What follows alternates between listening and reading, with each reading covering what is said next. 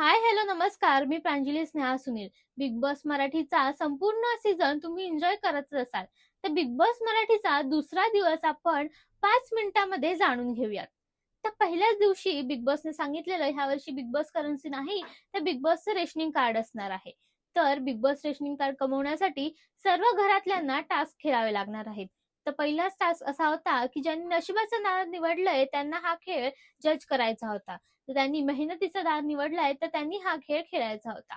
त्याचबरोबर तर पहिलाच टास्क होता संपूर्ण बेड जसा फोटोमध्ये दिसलाय तसा लावायचा होता. या टास्कमध्ये घरातल्यांनी अन्नाचा विचार केला आणि अनफेअररित्या हा खेळ जिंकवला.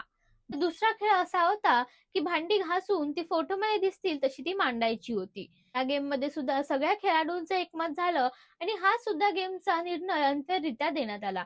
यावर बिग बॉस म्हणाले, तुम्हाला बिग बॉस रेशनिंग कार्ड असंच खेळायचं असेल तर मी तिसरा टास्क तुम्हाला देतच नाही. अशा प्रकारे बिग बॉसने त्यांना गोल्डन रेशनिंग कार्ड देऊन टाकलं आणि सर्व सामान घरात आलं. या भांडी घासाच्या टास्क मध्ये एक गोष्ट घडली ती म्हणजेच दिव्या शिंदे म्हणजे सरकार हिला धाप लागली आणि आपला छोटा डॉनने संपूर्ण टास्क एकदम छानपणे निभावला. त्यानंतर एक विषय निघाला तो म्हणजेच लावणीचा. दीपाली सय्यद यांचं म्हणणं असं होतं की लावणी म्हणजे महाराष्ट्राची शान आहे. तिला ह्या लोकांनी चीप बनवलं. त्याचबरोबर राधा पाटील यांचं असं म्हणणं होतं, मी स्टेजवर लावणी करतच नाही. माझ्या संपूर्ण डान्समध्ये एकच लावणी असते, बाकी सर्व मी जे करते ते म्हणजेच डान्स. लावणीचा विषय हा राधा पाटील यांच्या खूप जवळचा असल्याने दीपाली सय्यद आणि इतरांचंही बोलणं राधा पाटील हिला हर्ट करून गेलं. त्यानंतर राधा पाटीलचं असं म्हणणं होतं की संपूर्ण आठवडा मी बघून घेईन आणि त्यानंतर मी प्रत्येकाला आपापली लायकी दाखवून देईन. त्याचबरोबर रात्री सगळे एकदम चिल मोड मध्ये बसले होते.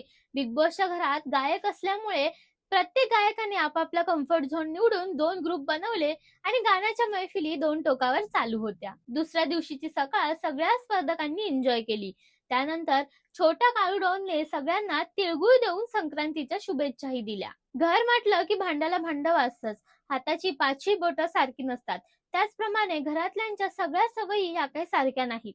त्यावर दीपाली सय्यद आणि राकेश बापड यांचं असं म्हणणं होतं की आपलं घर आहे, आपणच ते स्वच्छ ठेवलं पाहिजे.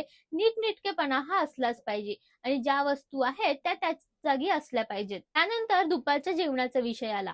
तेव्हाच किचनमध्ये कोणी काम केलंय, कोणी काम नाही केलंय या सगळ्याची शहानिशा करण्यात आली.